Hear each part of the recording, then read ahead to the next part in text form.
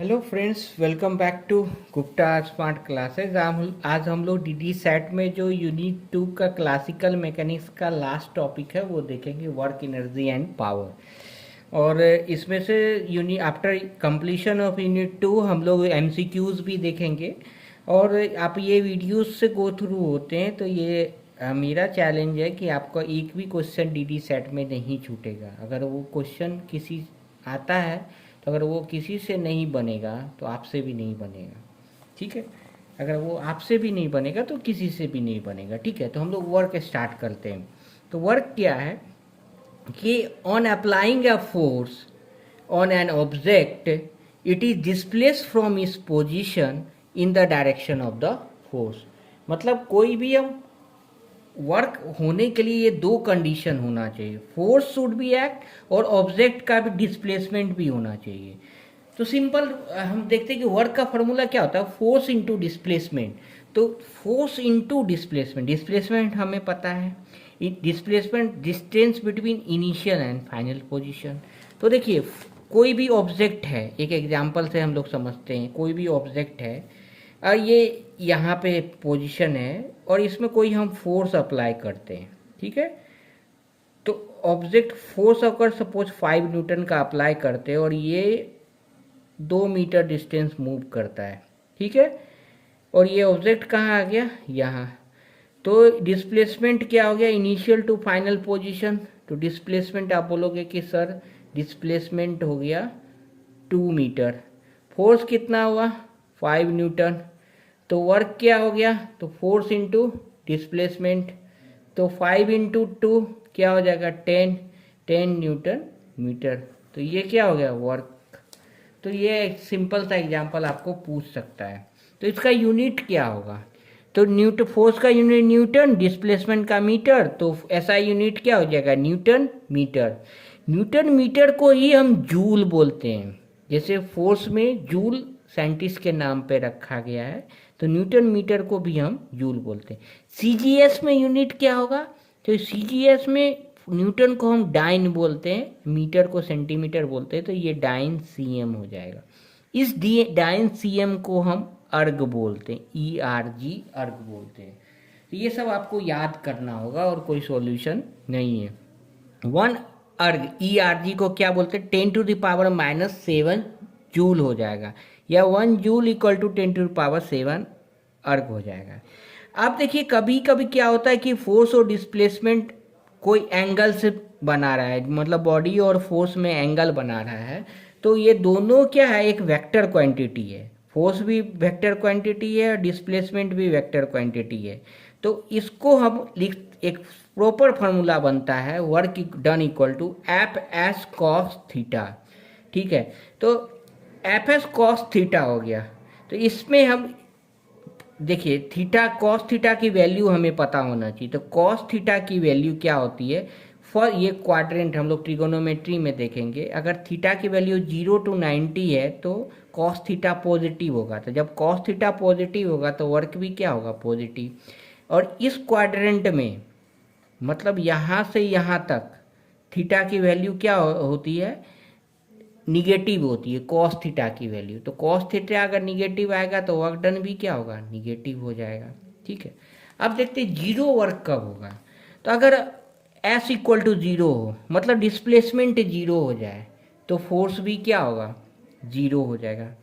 तो अगर फिजिक्स के टर्म में अगर हम सपोज इस, हमारे घर से स्कूल 2 किलोमीटर है, हम गए और उसी टाइम हम फिर वापस आ गए, तो डिस्प्लेसमेंट क्या हो गया, ज़ीरो। आप बोलोगे सर डिस्प्लेसमेंट जीरो, क्योंकि गया और वापस उसी पोजीशन पे आ गया, तो इनिशियल और फाइनल पोजीशन सेम है, तो डिस्प्लेसमेंट जीरो हो गया।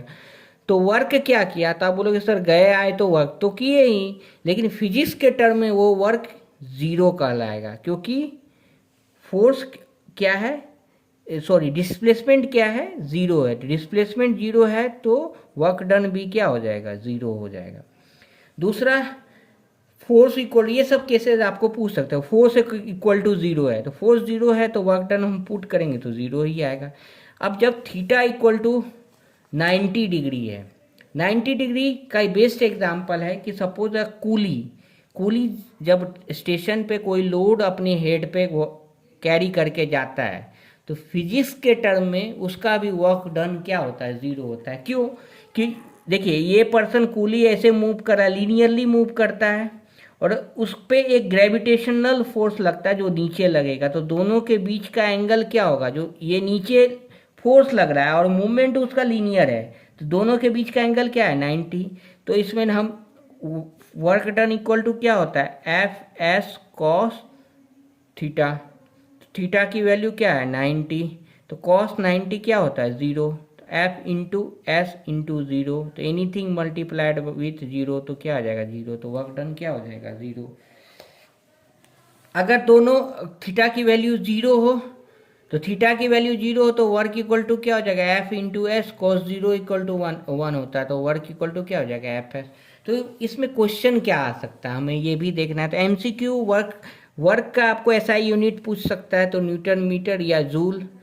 सीजीएस यूनिट क्या होता है, डाइन सेंटीमीटर, उसको अर्ग बोलते हैं। एसआई को क्या बोलते हैं, जूल। तो दोनों का एक कन्वर्जन है, 1 जूल इक्वल टू 10⁻7 अर्ग होता है।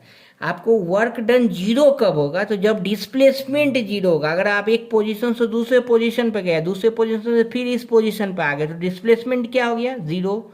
अगर किसी को भी डिस्प्लेसमेंट में कन्फ्यूजन है तो मेरा वीडियो है डिस्टेंस एंड डिस्प्लेसमेंट का, प्लीज़ देखें, वहाँ से कंसेप्ट क्लियर हो जाएगा। तो ये भी कंसेप्ट क्लियर हो जाएगा। तो उस केस में जगह डिस्प्लेसमेंट जीरो है तो वर्क भी क्या होगा, जीरो हो जाएगा। ये क्वेश्चन इंपॉर्टेंट है कि coolie carrying load on his head, तो what work he has done, तो उसका वर्क डन क्या होता है, जीरो, क्योंकि थीटा इज द 90। ये हम लोग ट्रिगोनोमेट्री में जानते हैं कि कॉस 90 की वैल्यू क्या होती है, जीरो होती है। ठीक है, अब हम लोग इनर्जी देखते हैं। इनर्जी क्या है, it is ability to do work, capacity of doing work. तो इसका एसआई यूनिट क्या होता है, जूल। तो ये इंपॉर्टेंट है, इसका एसआई यूनिट क्या होता है एनर्जी का, जूल। एनर्जी के दो टाइप्स है, kinetic energy and potential energy. What is kinetic energy, तो the energy of an object due to its motion के, जैसे हम मूव कर रहे हैं या रन कर रहे हैं तो हमें क्या लग रहा है, काइनेटिक एनर्जी हम लगा है। तो काइनेटिक एनर्जी का फॉर्मूला होता है हाफ mv²। तो m क्या है, मास, v क्या है, वेलोसिटी। तो काइनेटिक एनर्जी का एग्जाम्पल क्या है, तो kinetic energy of air is use to run wind mills. ठीक है, तो ये काइनेटिक एनर्जी का फार्मूला यह है। तो कोई भी ऑब्जेक्ट जो मोशन में है, जैसे कोई क्रिकेटर रनिंग कर रहा है, दौड़ रहा है, हम रनिंग कर रहे हैं, तो उसमें हम कौन सा एनर्जी लगा रहे हैं, काइनेटिक एनर्जी।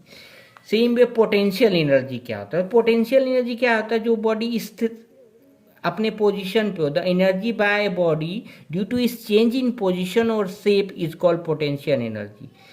तो इसका पोटेंशियल एनर्जी जब कोई बॉडी किसी हाइट पे हो, जैसे कोई पहाड़ है, यहाँ पे कोई ऑब्जेक्ट रखा हुआ है h हाइट पे, तो h यहाँ पे रखा हुआ है, तो इसका पोटेंशियल एनर्जी क्या होगा, तो इसका मास g क्या होगा, ग्रेविटेशनल फोर्स, और इसकी हाइट क्या है, h, तो ये उसकी पोटेंशियल एनर्जी हो जाएगी।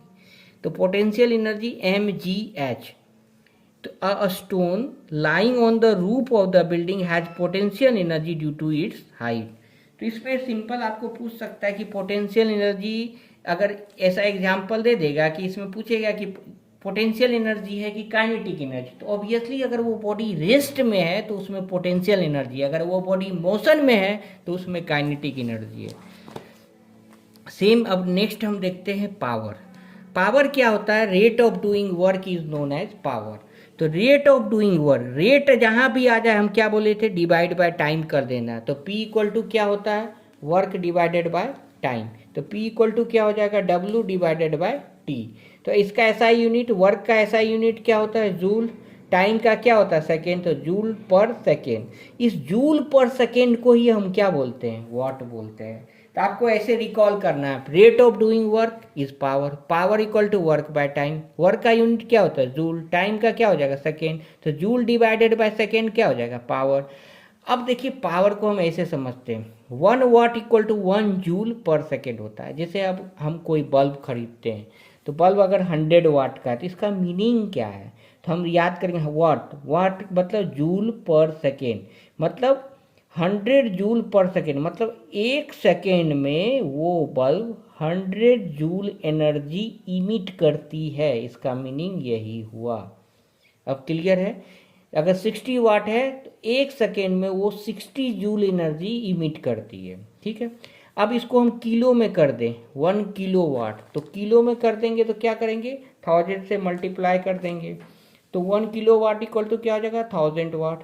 1 मेगा वाट इक्वल टू क्या हो जाएगा, तो मेगा में 10⁻³ फिर से मल्टीप्लाई करें, मेगा का मतलब ही होता है 10⁻6, तो ये कन्वर्जन हमें याद रखना है, मेगा मतलब 10⁻6। और 1 हॉर्स पावर क्या होता है, horse is the symbol of the power, तो इसीलिए पावर को हम हॉर्स पावर से भी डिनोट करते हैं। तो 1 हॉर्स पावर इक्वल टू होता है 746 वाट, तो ये याद रखना है, इंपॉर्टेंट है। 1 हॉर्स पावर इक्वल टू 746 वाट। ठीक है, तो पावर का यूनिट क्या हो गया, joule per second, joule power second को ही हम वाट बोल रहे हैं। ठीक है, ये भी क्लियर है। तो यहाँ पे commercial unit of energy kilowatt hour होती है। आप देखोगे हमारा जो आप इलेक्ट्रिक मीटर है उसमें जो कंजम्पशन दिखाया जाता है तो वो किलो वाट आवर में दिखाया जाता है। तो 1 kilowatt hour equal to क्या होता है, तो 3.6 into 10⁻6 joule. 1 kilowatt hour equal to क्या था, 3.6 into 10⁻6 joule. The electric energy used is expressed in terms of units in our monthly bills.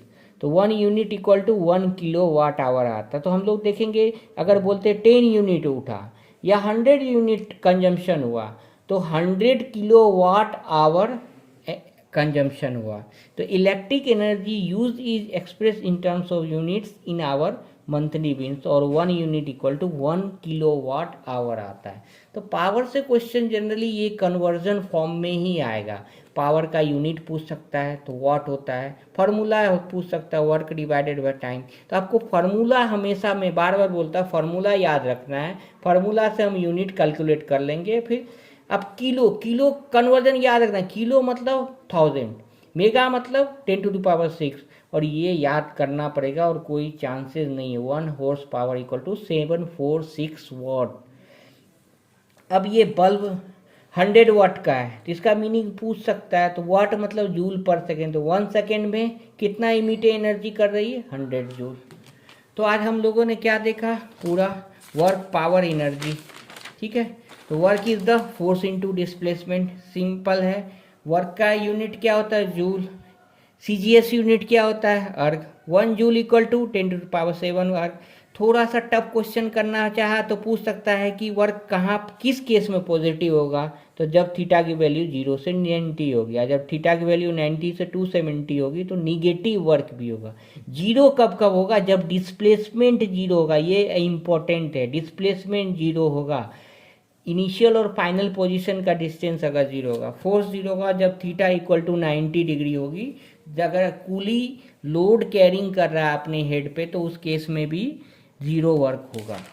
फिर हमने क्या देखा, एनर्जी। एनर्जी सिंपल है, जब बॉडी मोशन में हो तो काइनेटिक एनर्जी, जब बॉडी मोशन में ना हो तो पोटेंशियल एनर्जी। कोई स्टोन रूफ पे रखा है तो उसमें कौन सी एनर्जी होगी पूछा जाए तो ओनली पोटेंशियल एनर्जी। क्यों, क्योंकि वो मोशन में नहीं है। तो एक हाइट पे है तो पोटेंशियल एनर्जी का फॉर्मूला हमेशा mgh होगा। तो इसमें कोई भी आपको एमसीक्यू दे सकता है कि मास दे दे, वेलोसिटी दे दे, तो काइनेटिक एनर्जी निकालना है।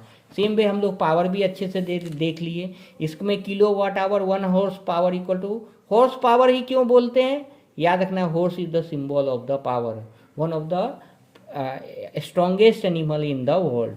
1 horsepower equal to 746 watt. 746 watt 2 बार 4 बार पढ़ना है, हमें याद हो जाएगा।